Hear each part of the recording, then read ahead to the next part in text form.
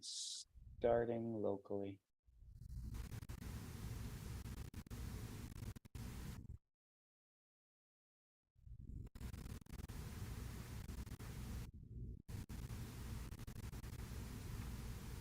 Okay, welcome everybody. It's the top of the hour, and after a couple of weeks off, we have the return of our Friday webinar. Thanks for joining us. We're now streaming live on YouTube at CCTV, and welcome to the Zoom audience who's filing in here. Thanks for registering and being with us today. I'm Derek Auger, the Executive Director of Conservatory Canada. Welcome to the Friday webinar. And today we have a continuation of our last webinar that we held 4 weeks ago between Cecile and Eleanor, where they're going to look at All Hail Britannia and looking at the same composers last time, but with more advanced repertoire. We'll next see them on May the 12th, and then we're going to see Eleanor again at the end of May on the 26th to talk about her Piano Kids series. In the meantime, next week on March 17th, we're going to take that week off for the March break. And then I've got a couple of webinars with Christopher Norton at the end of the month between March 24th and 31st. He's going to talk to us about his essential guides and also duets, his micro jazz duet collections. And he's going to have George Lythurst with him from Time Warp Technologies. And we're going to look at all this music through the SuperScore app, as they've done for us before. And then after that, in April, we're going to have Deborah Wanless back for a couple of webinars to talk about her beginner piano series, as well as a little bit about the total theory and going into a little bit more detail about that series. So for today, I welcome Cecile and Eleanor back. I'm sure you're all familiar with their format, and we're going to get all sorts of wonderful information, pedagogical insight and ideas, and a great way to celebrate women composers here. So I'll turn it over to Eleanor and Cecile now. If anyone has any questions in the meantime, feel free to throw them in the chat box or the Q&A, and we'll get to those as the presentation goes on. So Cecile and Eleanor, welcome today. Welcome back to the Friday webinar. Thanks, Dick. It's great to be here again. So today we're going to be looking at Gambarini, Jane Savage, Barthellemon, Cecile Burney, and Park, and presenting some really terrific repertoire by those composers. So Cecile, why don't you start us off with Gambarini? Yeah, so Elisabetta da Gambarini. So we're talking about a Baroque composer. She was born in 1730, died in 1765. So it's the Baroque repertoire. And I think she has lots of very interesting pieces that are a great alternative to pieces by Bach and Handel. One point I would like to raise is that students are used to see names of women composers in the list of modern repertoire. So that's normal, but it's not normal for them. You know, they've never seen pieces by women composers in the Baroque and the classical repertoire. That's new. And it destroys preconceived notions that we all accepted without questioning. And I realize more and more as I teach those pieces, the impact that it has sometimes on female students of all ages and all levels, to discover that indeed there were women in the 18th century, in the 19th century, who composed, and that they were good, and they composed good, interesting pieces. Actually, sometimes I'm surprised by how strongly they'll react. It's often a major discovery for them, and it just opens doors suddenly, and they want to know more. They're very curious. They want to know more about what they were doing, what they wrote, where they lived. It gives them role models, and also it's important that boys would know that they are made aware of the fact that there were many women composers who were published in those days before the 1960s. And I have to say, 2 days ago, I was teaching a 9-year-old boy, and I was talking to him about the Alberti bass. And to explain that, to show it to him, I had the Mozart C major, and I had the sonata by Maria Esther Park that we'll talk about later today. And immediately I played both, and immediately he looked at the pages and he saw the similarities. Both are sonatas. Oh, the dates. Oh, this one was written in 1788. This one was written in 1790. Oh, it looks the same on the page. The melody in the right hand, the Alberti bass. But for him, and I realized that afterwards, for him, it was normal. There was a man, a woman. And I thought afterward, that's the way it should be. You know? Yeah, normal, no problem. At this point in the Baroque repertoire, we have few women composers still to choose from, and it's the Club of the Elizabeths. Elisabeth Claude Jacquet de la Guerre in France, Elizabeth Turner in England, and Elisabetta de Gambarini, also in England, but from Italian lineage. We talked at length about Gambarini at the previous webinar, so I'll keep it short. And for more information regarding articulation and ornamentation, I would suggest that you listen to the webinar we did last week. Now, the first piece is called Cariglione, and it's at level 7. Carillon, it's a set of bells ready to play a tune. So it's in 4 beats, 4 beats a bar, 4/4. Articulation are crucial, so we feel the beats. Everything comes down to dance in the 18th century. It's written in canon, so you'll hear that.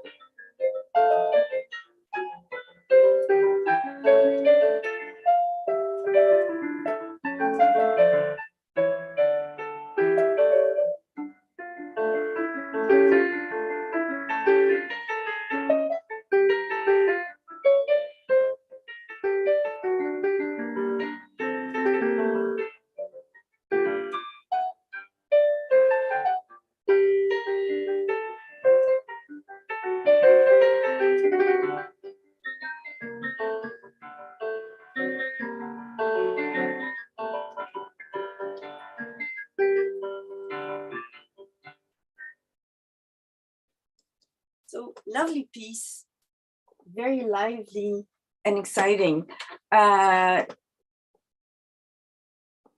Ornamentation, same thing, trills on the beats.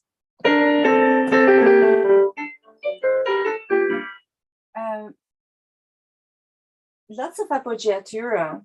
At the beginning, you can see the grace notes, so you would play the second beat, 4 even 16.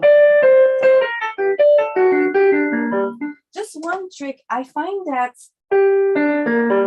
you see how the last beat, instead of going play all those 4/16 with one hand, one possibility would be to divide it between right and left. Right, left. I find that it's easier for the student to move back to the B flat. It gives more time for moving. In terms of ornamentation, repeats. This is a lively piece. Keep it simple, especially in quicker tempo. The main thing is that you want to keep the pulse clear and energetic. Pianists tend to make too much of ornaments sometimes. They should never affect the precision of rhythms or the speed, the tempo. The pulse has to stay steady. Also, this music was written for harpsichord. The action is much, much lighter than on a piano. So keep it simple. You could even eliminate some, replace some with just a quick crushed appoggiatura. The role of the trills are simply to give accents in that music.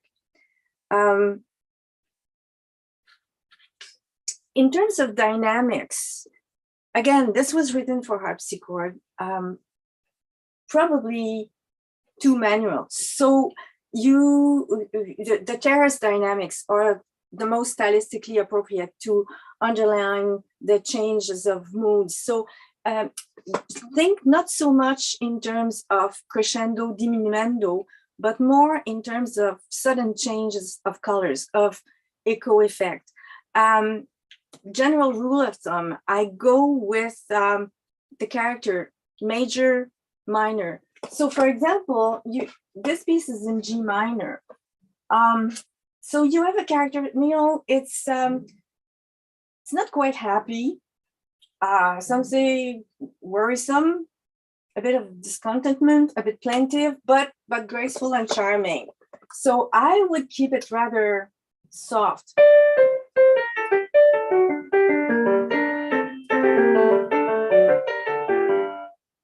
Later, you move to B flat major. So that's already more cheerful. It's feeling better, happier. So I would move to a louder dynamics.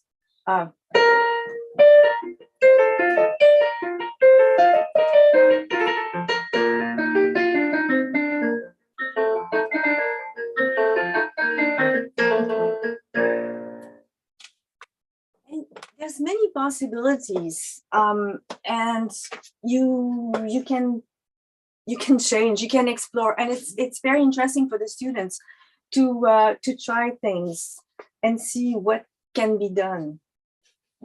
The second piece is a jig that's at level 8. A jig, it's a lively dance of British origin, usually in 6/8, 9/8. Not really fast. Sometimes we have a tendency to play them too fast. If you look at video on YouTube, there's some really, really nice ones. I like especially everything that Il Giardino Armonico I put there.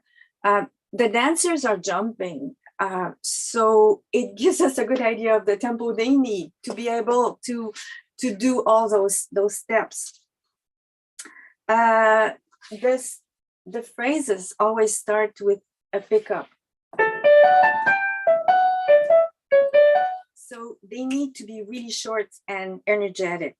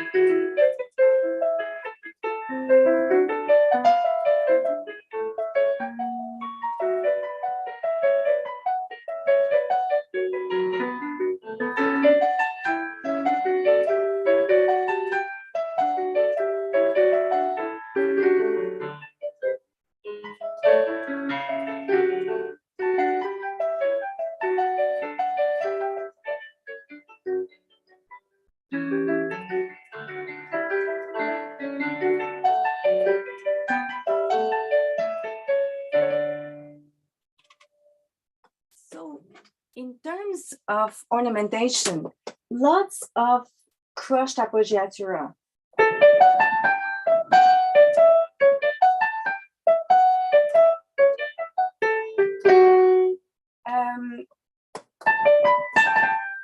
and a few trills.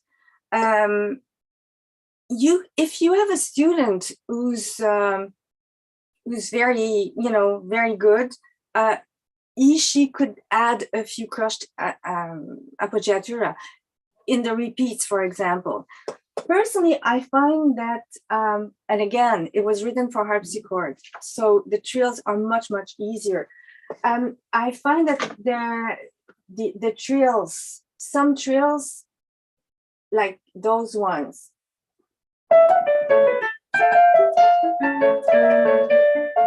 they're too heavy on the piano. I would simply put an appoggiatura, a crushed appoggiatura there. It's enough just to give an accent. A trill on the piano would be too much. So I would keep only the ones bar 7 and 9, for example.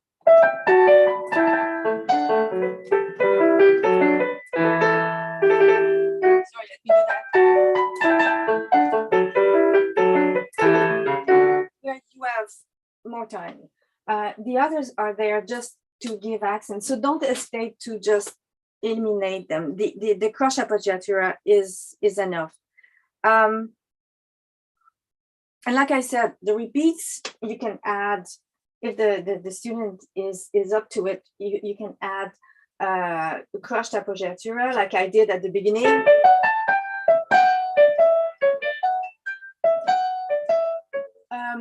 Pincé at the end of section. Something like that, but yeah, keep it light and sober. In terms of dynamics, okay, we're in D major. It's a happy, joyful, even exuberant jig. I did an echo effect. I started forte and I did an echo effect, bars 3 and 4.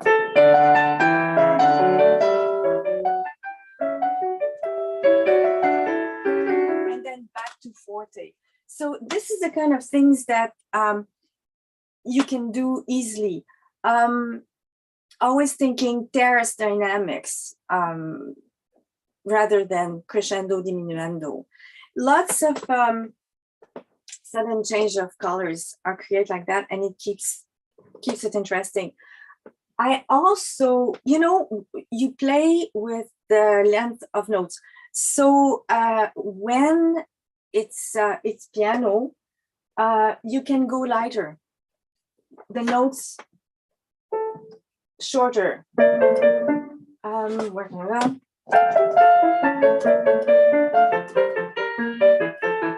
See there, I want to be softer, so I would play more detached. Think lighter touch.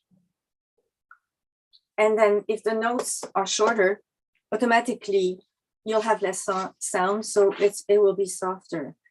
And in that music, I always look for the cadences. Where are the cadences?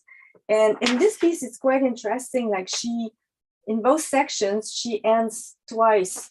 So you have a cadence, bar 22, 23. First ending, and then a kind of cadenza.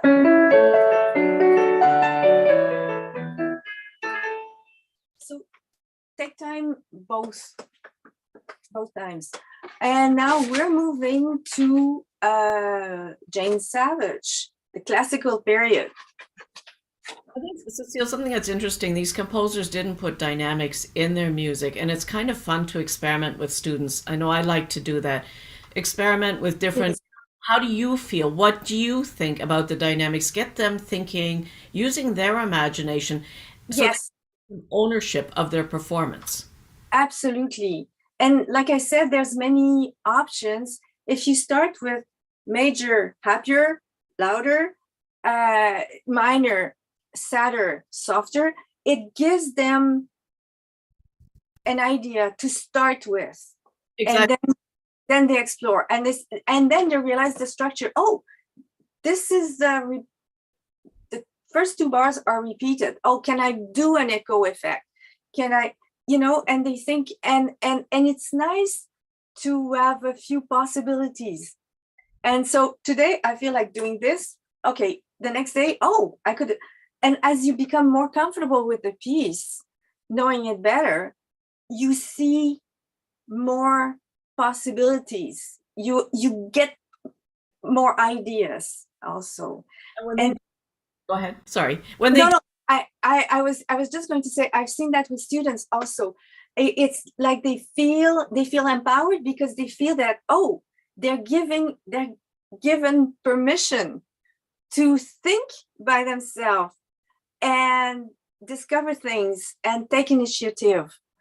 And that's a huge thing. Absolutely. Absolutely. And also when the music is sort of in the higher registers, sort of where's the highest note in the piece? That's probably the climax of the piece. Yes. That's another guideline they can use as well. But I just find it stimulates the students, and all of a sudden when they start thinking about, when I'm not going to tell them where to play loud and where to play soft. What are your ideas? Come back next week with your ideas. They start to apply that to the rest of their repertoire as well. And their playing becomes more musical and expressive. Yes. Right. Yeah. So, all right, moving on to Jane Savage. So Jane was born circa 1752 and lived to about 1824. She was the daughter of an English musician and composer. She likely studied music, including composition, with her father, who was a notable teacher. Other than the fact we know that she was a virtuoso keyboard performer and an accomplished composer, little else is known about her life. Her compositions were mainly vocal or keyboard works, described as drawing room pieces. Her hymn for Christmas Day was composed around 1785 and has been recently discovered and is the earliest example known of an anthem for the Church of England written by a female composer. So unfortunately, most of her compositions have been lost. But we're going to look at a couple of pieces today. I find her music very charming. It's beautiful. It's fun to play. So this is the Rondo.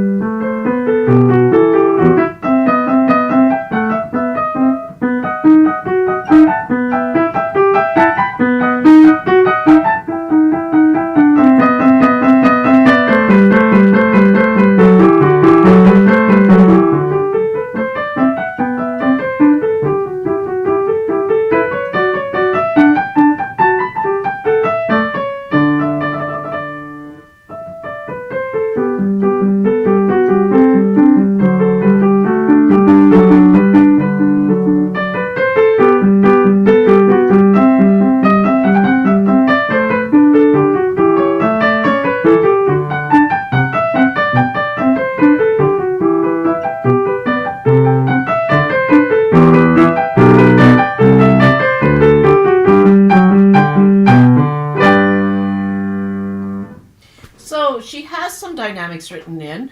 The piece begins dolce, which I assume to mean piano because we have the forte in measure 1, 2, 3, 4, at the end of measure 4 when the returns.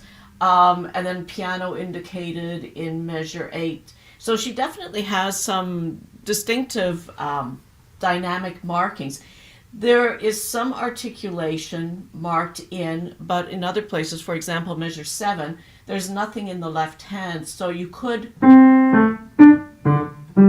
slur beat 1,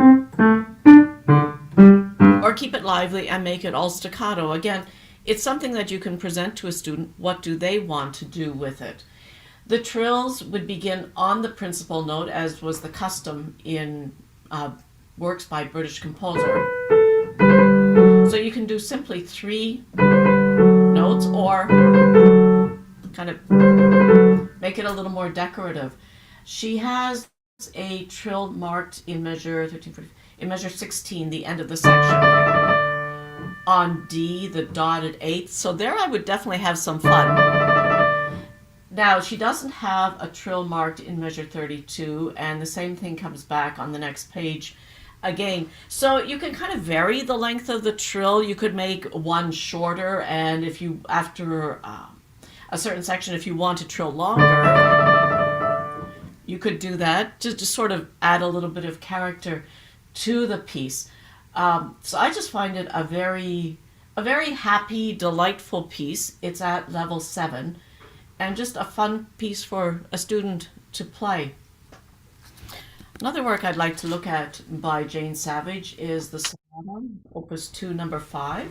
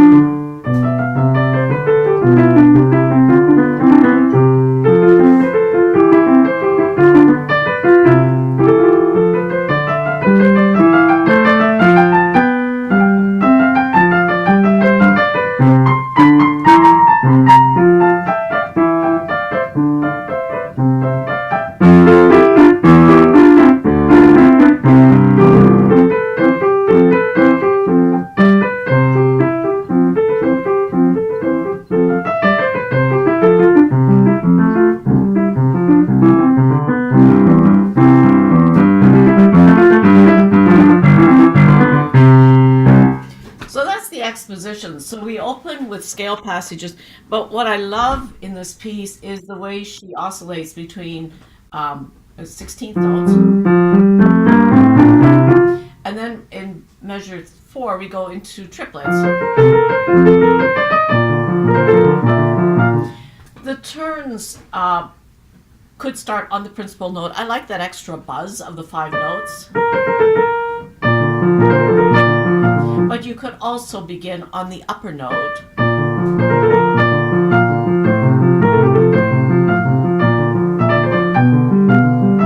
So it really depends on the capabilities of the student. The trills starting in measure 13 are just really fun to play. Again, if a student isn't comfortable trilling, you could just do the 3 notes. But I like to encourage them to try a little bit longer a trill. If it's a white key and a black key, 1 and 3 are particularly effective to trill. If it's a white key and a white key, G and A, again, you can use 1, 3. Another trill I like is 2 and 4, because fingers 2 and 4 are similar in length. So it's fairly easy to get an even trill. Something that I find really fun, on the second page at the end of the exposition, somebody has been studying Bach. And as she does it again at the end of the movement, in fact, she really goes all out.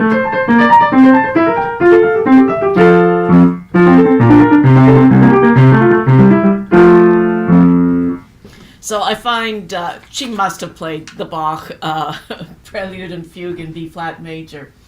Sort of the typical challenges of playing a sonata in the classical era. Of course, we have scale passages, but balance of hands. So initially, it's like almost like a fugue,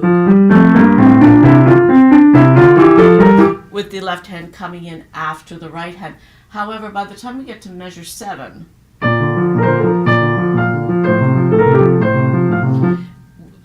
it's important to keep the left hand a little more subdued. So I had a student this week actually who was struggling a little bit, and I noticed her hand was wild. So one of the problems when you have black keys is they jump, you see the hand move. Instead of playing further up the keyboard, so my hand isn't moving much. I'm using finger 4 on the B flat. Finger 4 is a much longer finger than finger 5, better suited to the black keys. So by keeping my hand more still, I can achieve that softer sound. If I don't, my hand has to move to get to the black key. So in order to keep the left hand soft, for using finger 4 on the black key and just trying to maintain a still hand. The other thing that helps is to elevate the thumb slightly. Play the thumb at a 45-degree angle. If the thumb is down, it drags the whole hand down, and it becomes more difficult to control the sound. So more and more I find I'm watching my students' thumbs as to what the position is. So if the thumb is played at that 45-degree angle, then it's easier to really think of almost tickling the keys. Yeah, and Eleanor, practicing solid chords, like you were saying, really help to get that position and put it on automatic pilot. Absolutely. And actually that comes up very much in the third movement, so we're going to get to that in a minute. So a delightful, cheerful piece. The second movement, I didn't copy the second movement. I'll play you just a little bit of it. It's very beautiful.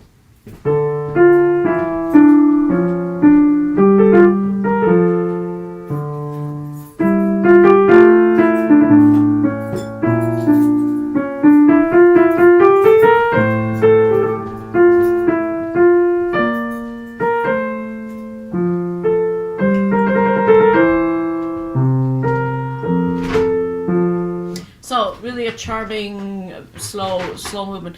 The third movement is marked vivace, so it's lively and again very cheerful.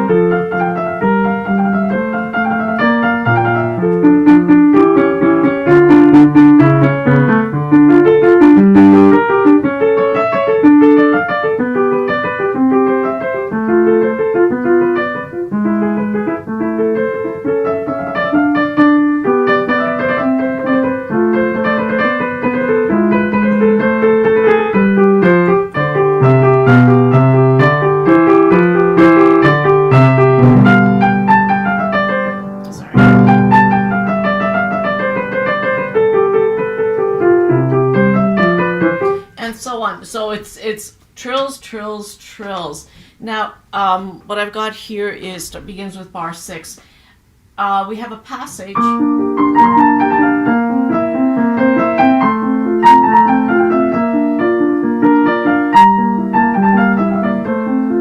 And it goes on, and then we get the same thing again.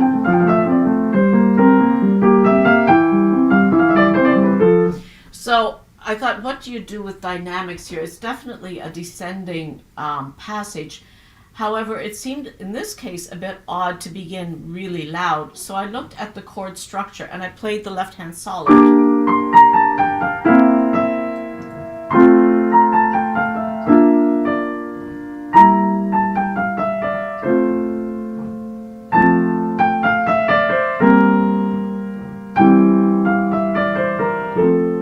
So we have a lot of 5-1, dominant to tonic, which could also be 5-1 in B flat major. Then we change, and again 7 to 1.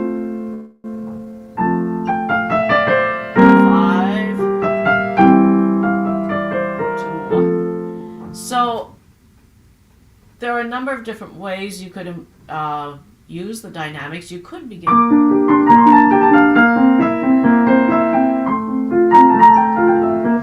a little bit louder and then resolve going it from bar 8 to bar 9. So maybe mezzo forte and then resolve. A little more intense here.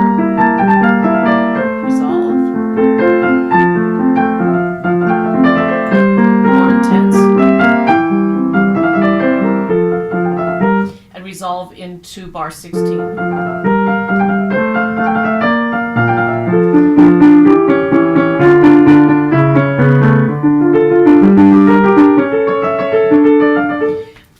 Here, starting bar 20.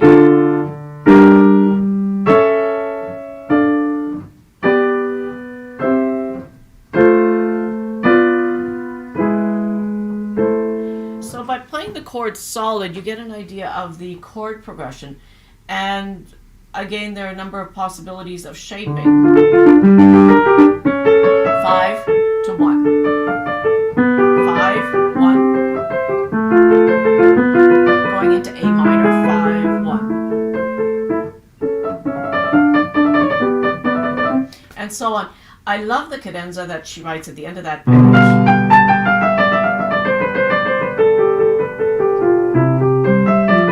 So definitely an exclamation there, so a crescendo from bar 29.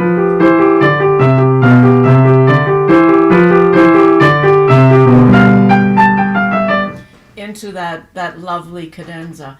So it's again a very lovely movement. To handle the trills, because they're on 16th notes, I would definitely only do 3 notes there. You agree? Oh, totally, yes. And it has to be very light. So I found fingers 2 and 4 or 2 and 3 seem to work best. If it's on the black, starting on a black E, 2, 4 seem to work. But you really have to keep the touch very, very light. And I think the sonata was written, I guess, probably for piano, but the piano at that time would have had a much lighter action, or it would have been the forte piano. Absolutely, yeah, it much lighter. Yeah. And I was thinking I would even have an emergency option for those drill. Sometimes the fingers are working fine, and sometimes you're nervous and they're not working so well. And if the students, let's say, plays at a competition, music festival, and find that the piano is really heavy, I would say go to just do a crush appoggiatura, because sometimes you start the piece faster than you were planning to, so that's a second possibility. Yeah, and it's marked vivace. So vivace we always think is fast, but is more of a character rather than a tempo. And I think you can achieve that by keeping the left hand more staccato, more detached, and then you'll get that lively character. And by its nature of all those trills, and it's already, the character is written into the music without the performer having to do much. But correct, if you start a bit too fast, it's game over. Yeah, but you're absolutely right. The forte piano, the early pianos, had the same action as harpsichord, so very light. Yeah. And Yeah. much less sound also. So everything is lighter. It's lighter to play, but the sound result is much lighter also. Actually, on the last page of this, there's an extended trill in the right hand. So if the student chose to just do the crush notes, they could do the trill.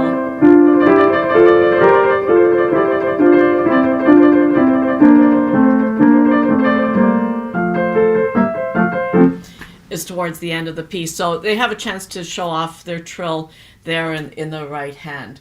Yeah. But really a charming work by this composer who, really is underestimated and was lost. Not a commonly known composer from the early classical.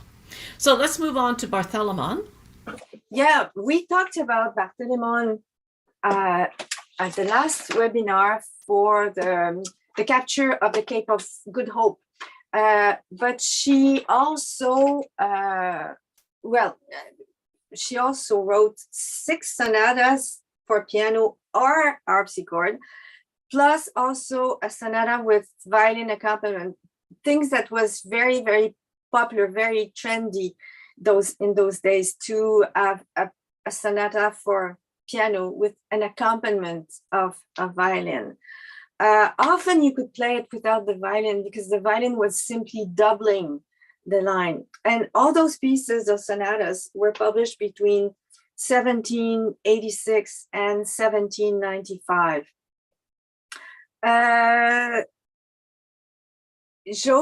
Again, she was an English pianist, organist, singer, as well as a composer. Joseph Haydn was a friend of the family. He listed her as one of the London musical personalities in his London notebook of 1792. And Cecilia dedicated her sonata in G major, that one, Opus 3, to him when it was published in 1794.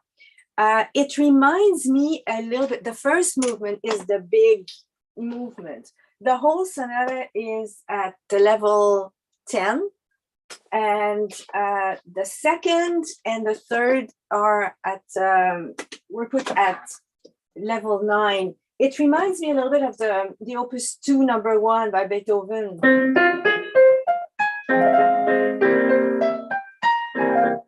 Because of that kind of rocket theme that she has.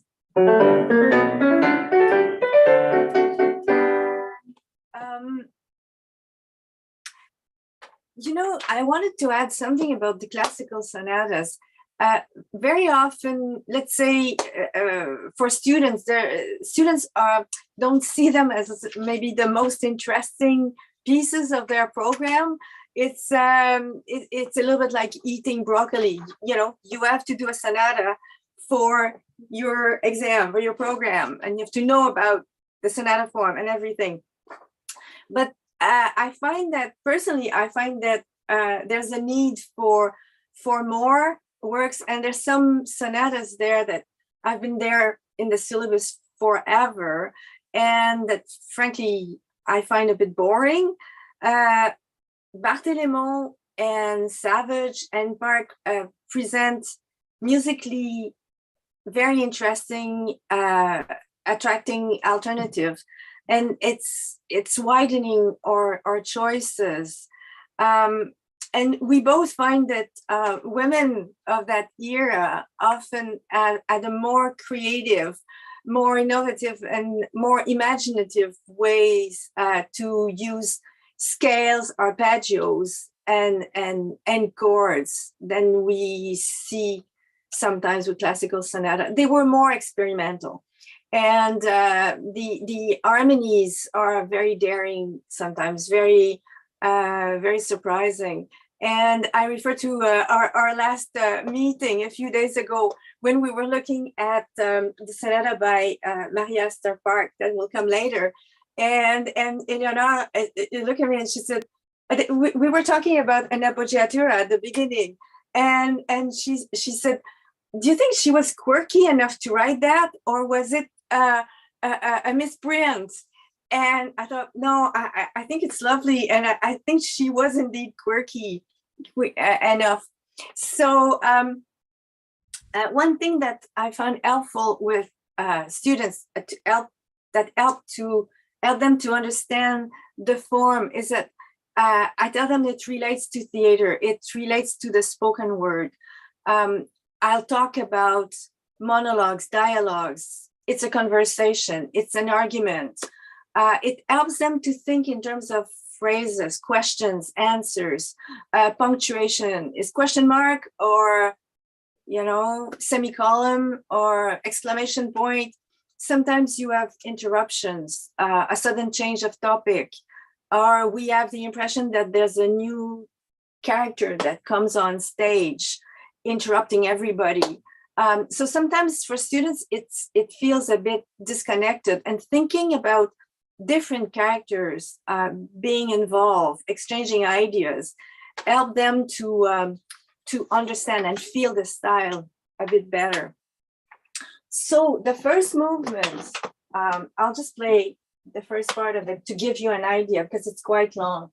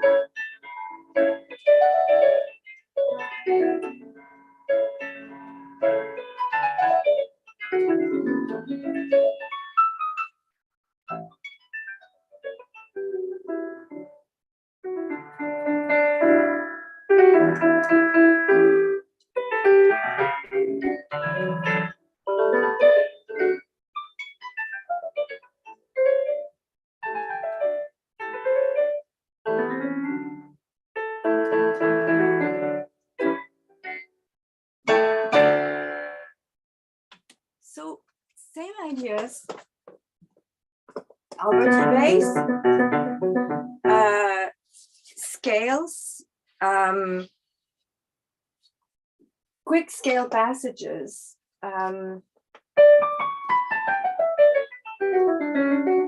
So the challenge of scale technique, that's something I find with my students at university.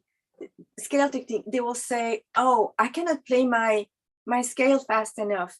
It's a question of, like Eleanor was saying earlier, hand position. You want to minimize the movement. I tell them the shortest distance between 2 points is the straight line. So you want to move like that. And your hand has to be high enough to accommodate your thumb that needs to play side tip, so that you don't have to, that movement up and down that would slow you down. So I made them practice, as many notes as possible together.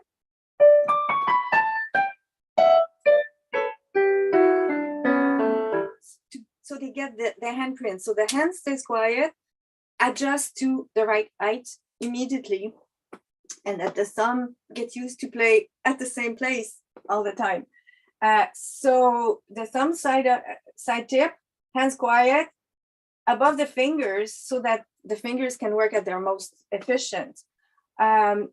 So the left hand, again, we go back to practice solid handprints with rhythms for evenness and fluency of the 16th notes. Octaves also is an important point. We need to have a clear sense of direction. So all that works as a unit: hand, wrist, and arm, and the impulse is given by there. So sometimes I see a student will come and go, will break his wrist, her wrist will break in between the octaves. So you cannot give that line of direction. Your physical movements have to be in sync with your musical intent. If you want to give to play a line that goes straight from there to there, then your arm has to move quietly towards that goal. The second movement, I think it's beautiful. It sounds like an improvisation. Again, we have octaves, but this time arpeggios, broken arpeggios.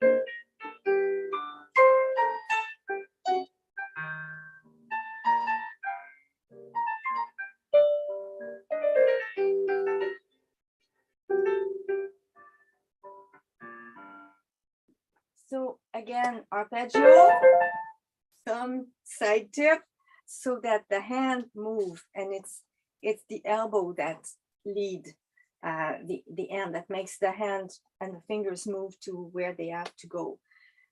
Same idea with the octaves, clear line of direction, so you have to keep that quiet. Think where you're going. Lots of a characteristic of that time, lots of change of colors. Forte,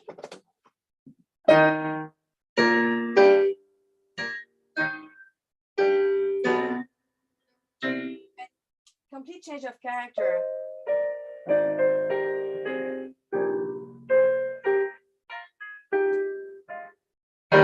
Interruption, you go back to the forte. One thing that I find particularly interesting is bar 18, and then the loud stuff on the off beats. Totally unexpected and surprising, but very, very effective. And then the third movement, I think it's the most, it's a hornpipe. It's the most popular. It's again, same as with Savage, it's vivace. So it's not necessarily, it doesn't mean fast, it means lively, happy. It was a lively dance, typical of England, associated with sailors, very popular in plays in those days. So again, she was very, she was following the trends and fashions in music. Rondeau, refrain, couplet, refrain. So the couplet comes back 4 times with, and she puts some light variation, very slight variation, subtle, just enough to make the memorization interesting, let's say.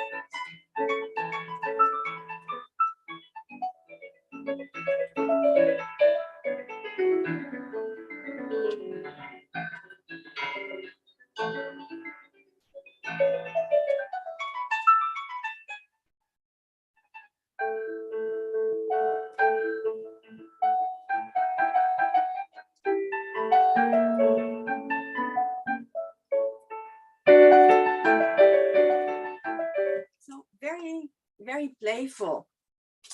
Again, lots of scale technique. You have a cadenza that's lots of fun. So again, scale technique and above the fingers and some side tip.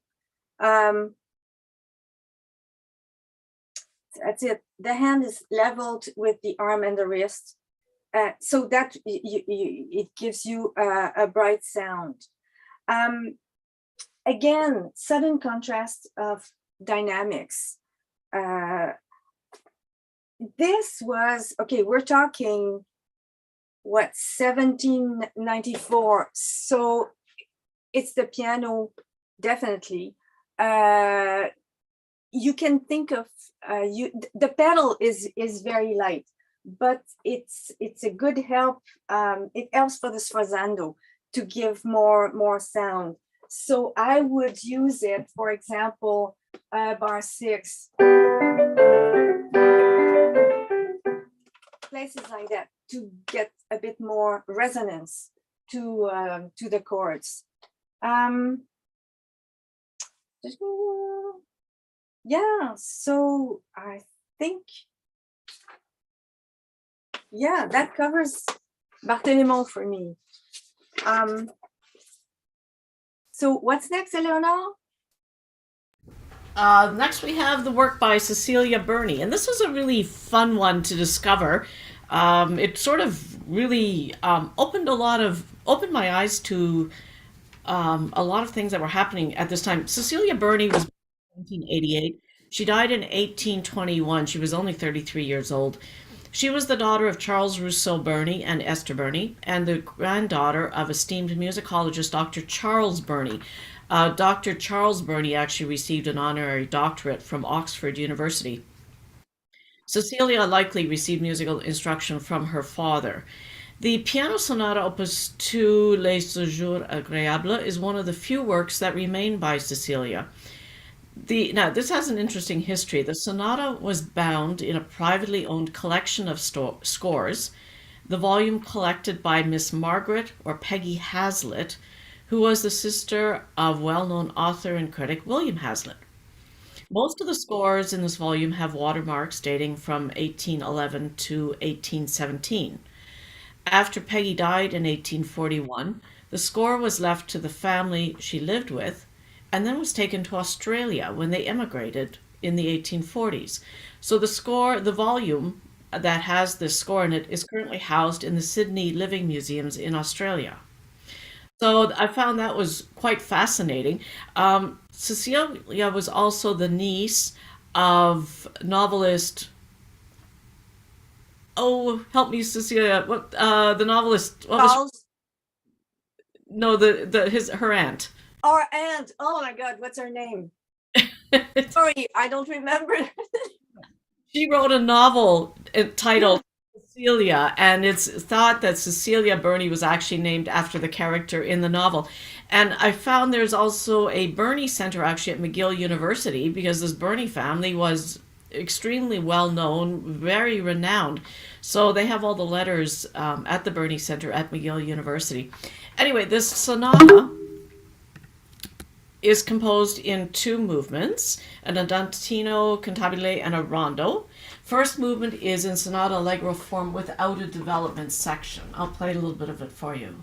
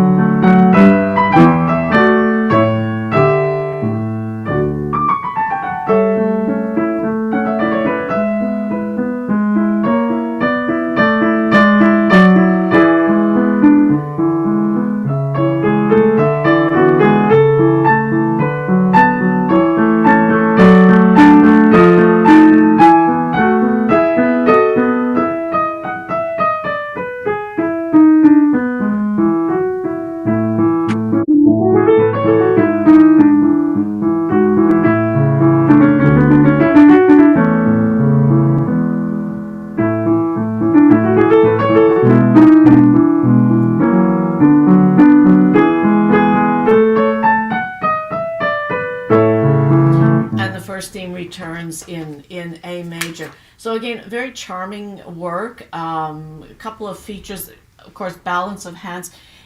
From bar 2 to bar 3, there's a bit of a jump, and I experimented for a long time, and really you just have to lift the hand and move to the new position. Probably that's one of the biggest challenges. The second theme is marked espressivo.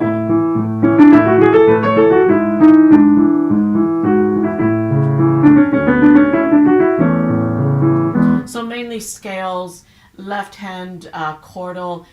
It's quite an accessible work. It's at the level 8, and I believe the complete sonata is level 10. Now the second movement is a rondo marked allegro scherzando.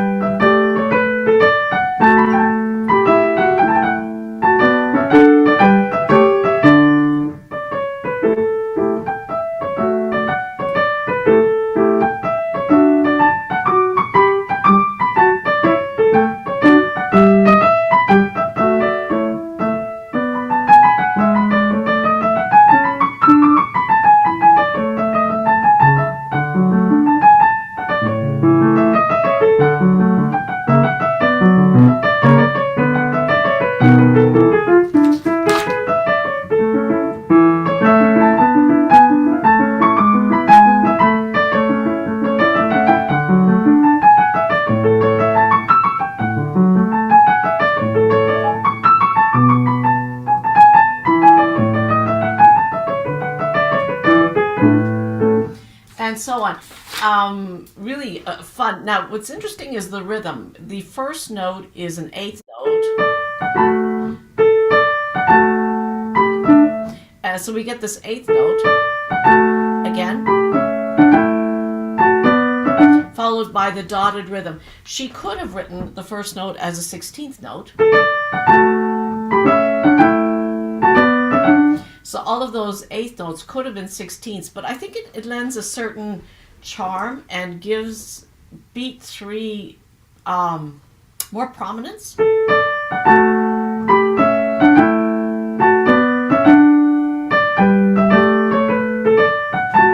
Now here, the turns, you could, 2 ways. You could begin on the principal note, which I really like, or you could begin on the upper note.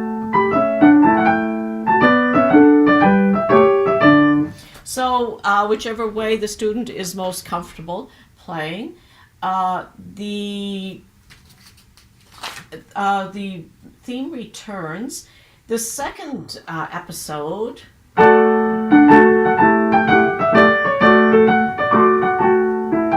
features mainly dotted rhythms all the way through. Then the principal theme again comes back. The third episode is full of triplet. It sort of alternates between dotted rhythm and triplet rhythm.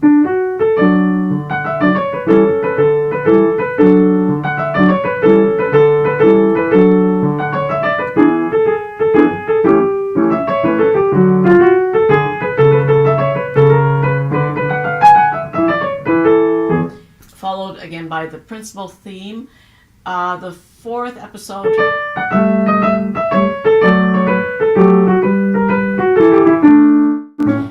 and then it launches into triplets.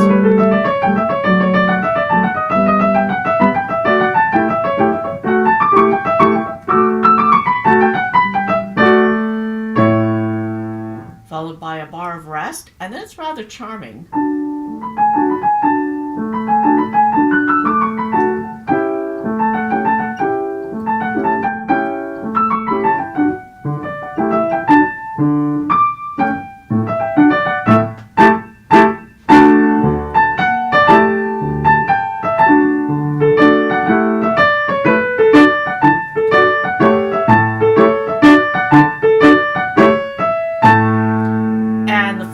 Declamation of the theme.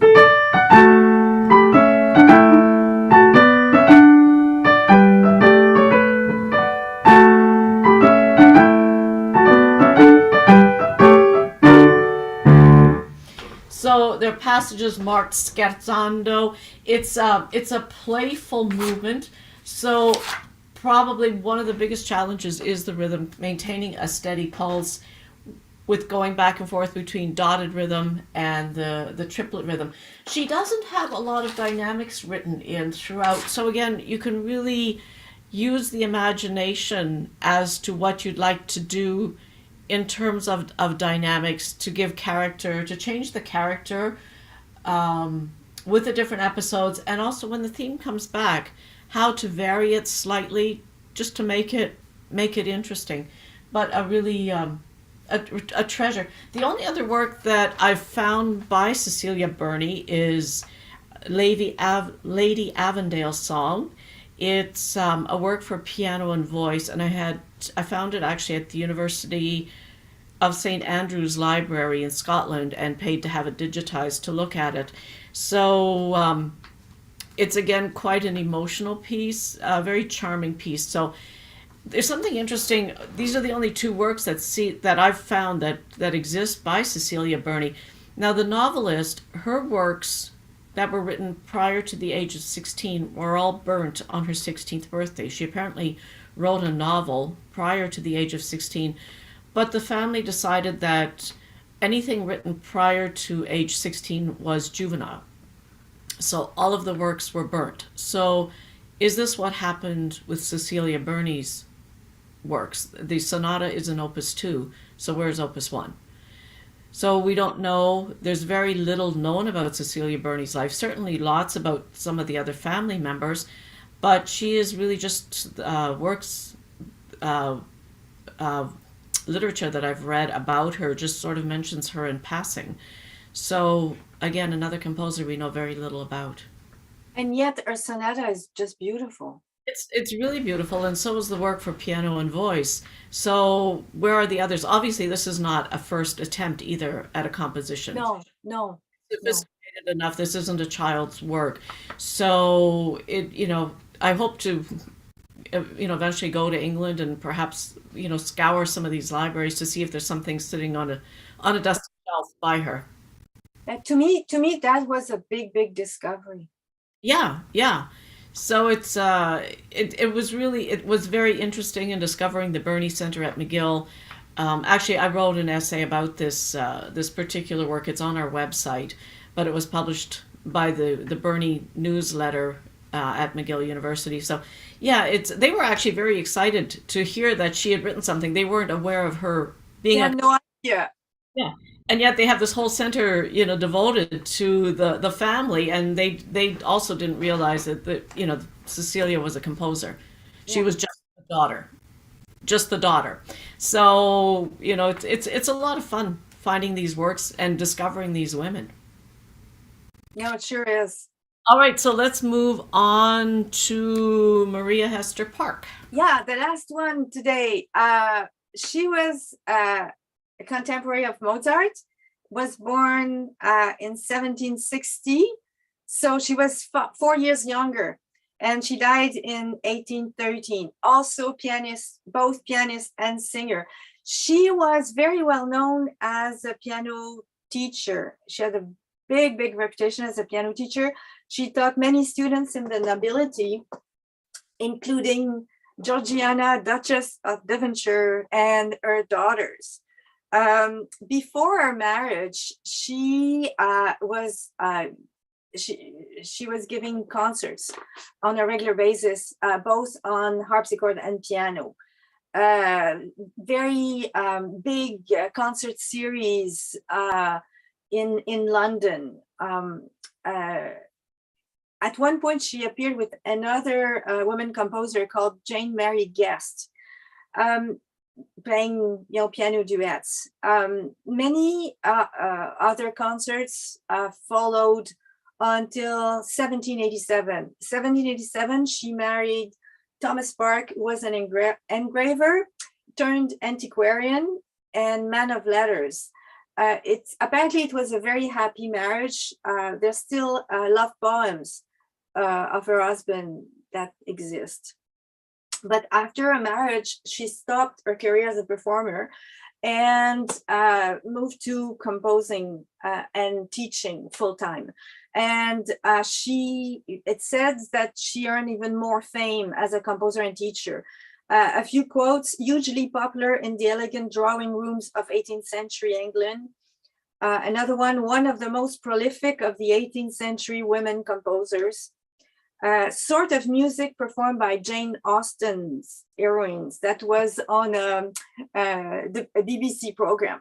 And her surviving music spans a quarter of a century. A link with Cecilia Barthellemon.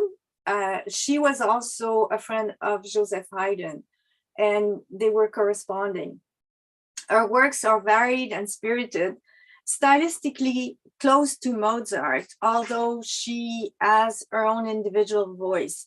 And that's something that I was surprised my 9-year-old student picked up looking at the page. He wasn't surprised that, there was a woman composer there, but he wanted to know where she lived and if they knew each other. She wrote 15 sonatas for solo piano, again, 8 of which have a violin accompaniment, and a waltz. The sonatas have all a good formal structure, pleasing lyricism, lots of variety and vitality. They show, again, what we were saying about Cecilia Burney, they show a grounded knowledge of keyboard styles and technique. And it cannot be argued that she had the competence of a professional composer, and she had the recognition that she deserved during a lifetime. So this sonata, you were saying? I find these sonatas really refreshing. You know, we get so used to Haydn, Mozart, Beethoven, the same old, same old, same old. And these have just a lovely expressive quality and just a charm and elegance to them. Yeah. And you'll see from the start, we were talking earlier about how they had often innovative ways of dealing with chords and broken chords accompaniment and scales. If you look at the beginning, it's in F major.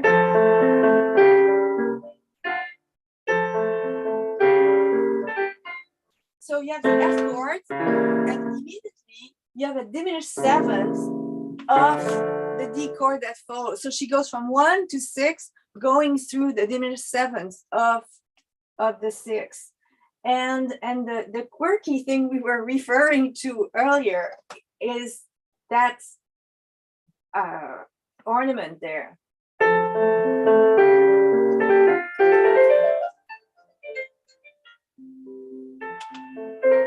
And we were wondering, should it be just a trill? But it's so lovely like that. So anyway, I'm going to play, it's in 2 movements, so I'm going to play a little bit of each as time flies.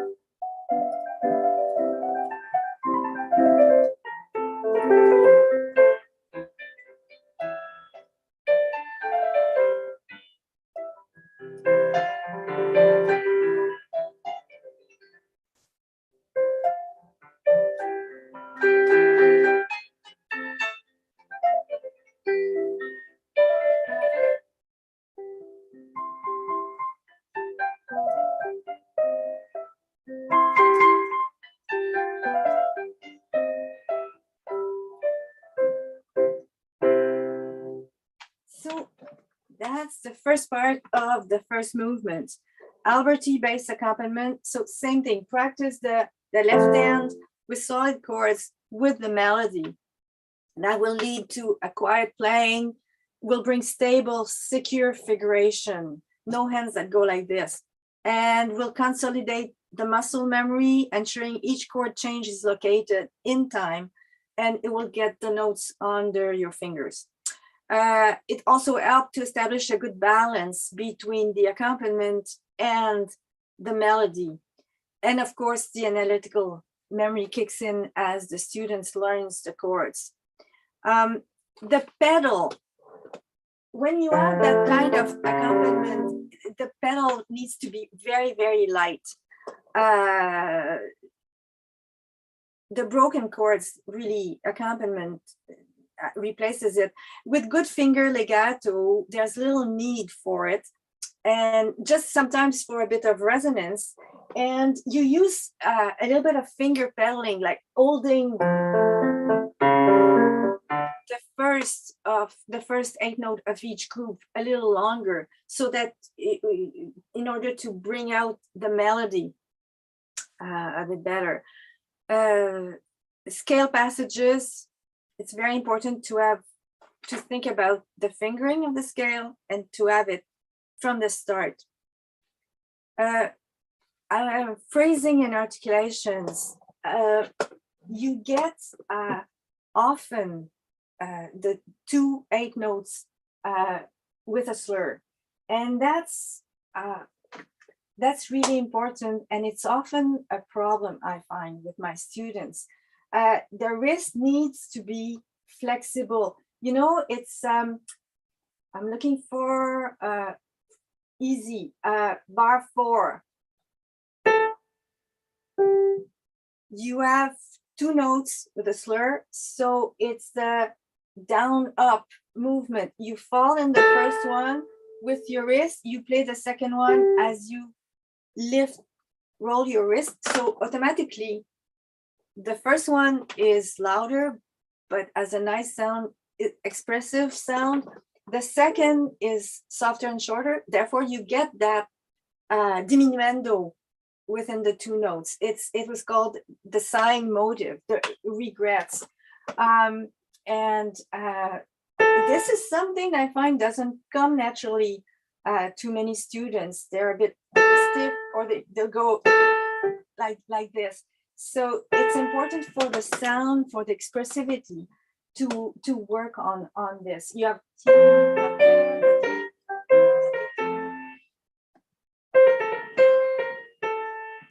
it happens very often in classical pieces, Haydn, Mozart.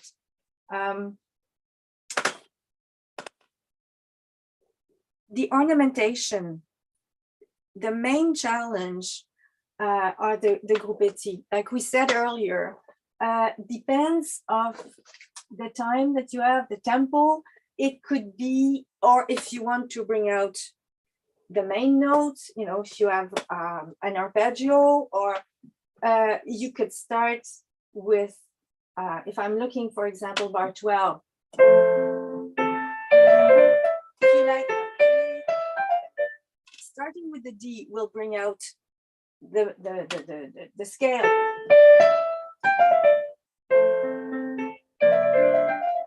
But it's 5 notes. You could also start with the upper note and make it 4.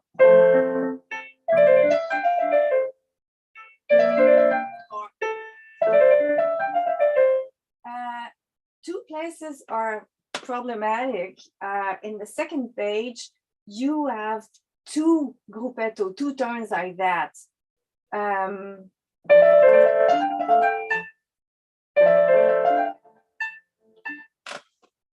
Again, the piano has a much heavier action than the piano Maria Esther part had. So you don't need to do both. You could go, just keep one.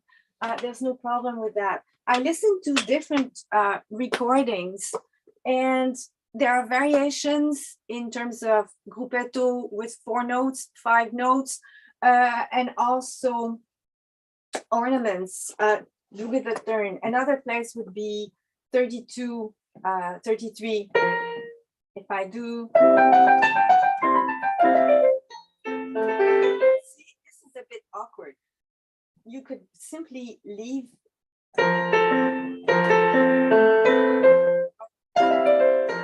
Just do a trill. And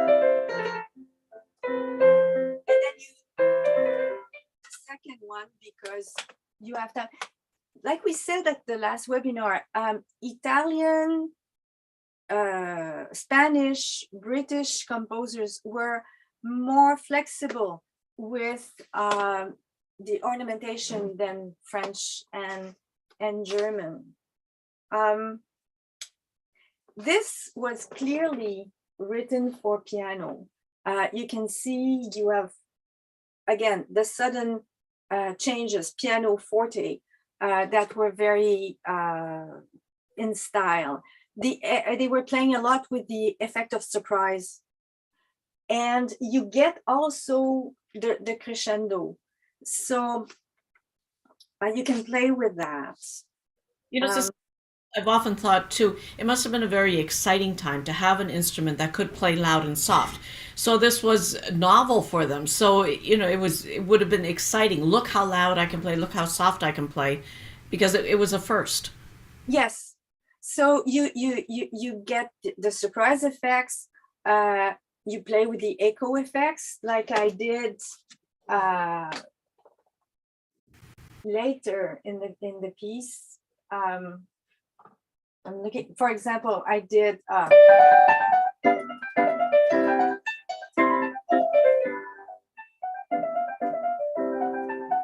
so very exciting. And there's also the crescendo diminuendo that composers started to work with and being excited.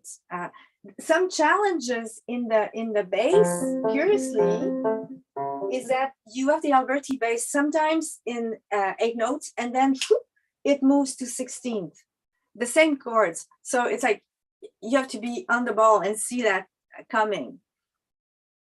The second movement is lovely. It's a tempo diminuendo.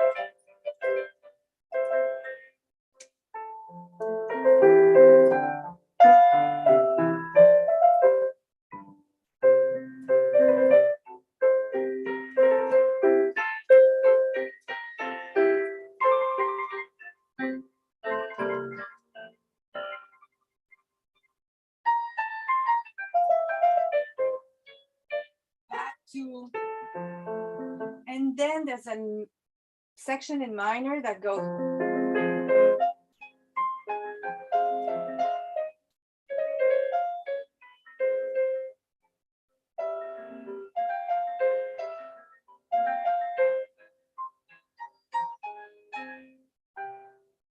So again, you see lots of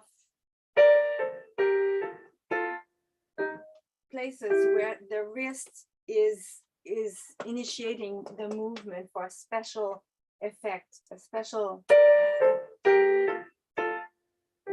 So this is an important element of the style, I find. Again,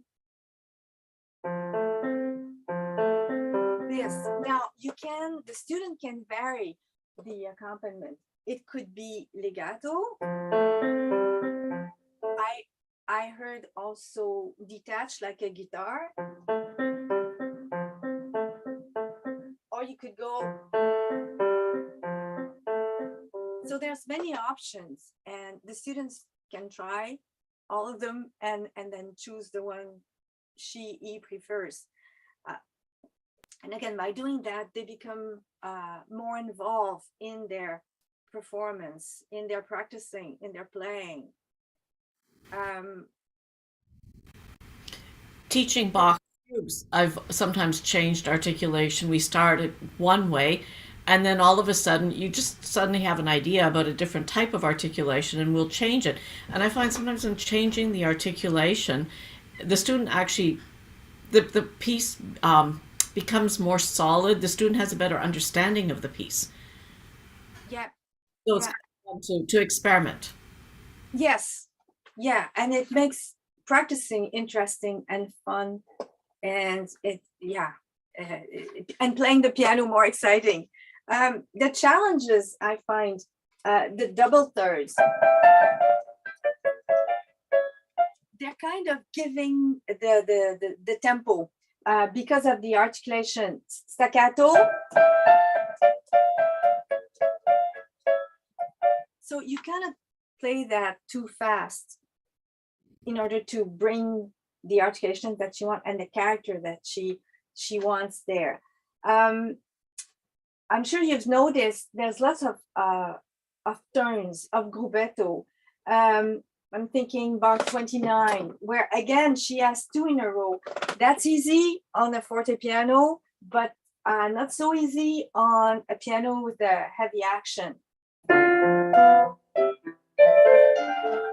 So again, I would skip the first one. Or maybe just a quick trill on the first beat, and then you keep the turn for the second. Otherwise, it can easily become messy. And again, it could be 4 notes or 4 notes or 5 notes. One thing, you have the ad libitum at one point. You don't see it, but after the trill,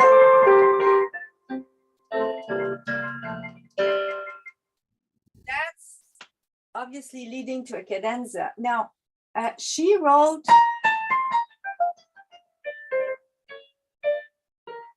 and I'm adding a trill to bring us back on track, but this is a place where traditionally the performer could improvise a bit.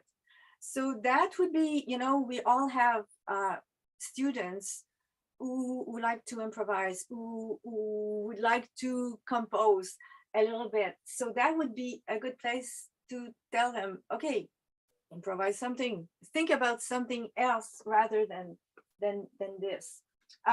For the composer, at the time, from what I read and saw, this was basically a suggestion to make sure that everybody would do something, but they could elaborate on that. So yeah, so basically that covers the main thing. I discovered, and I'm sure Eleanor would say the same for you, we discovered really, really interesting works, exciting works. And there's no more. Like I'm, still finding it's like, are we just? This is just we're just starting to scrape. There's so much beautiful music out there. It's a lot of fun. Yeah, we just open the box and Yeah, things continue. jumping out. Well, it's great to have you both here again to illuminate us and share, the rich resources that you're uncovering here. And I'm hearing in the dialogue that you're hoping to uncover more. You're going to uncover more. You have plans of where to look for things that we haven't even thought of yet in a way. So it's really great. And I really appreciate too, pedagogically, the ornaments you're going through, the possibilities.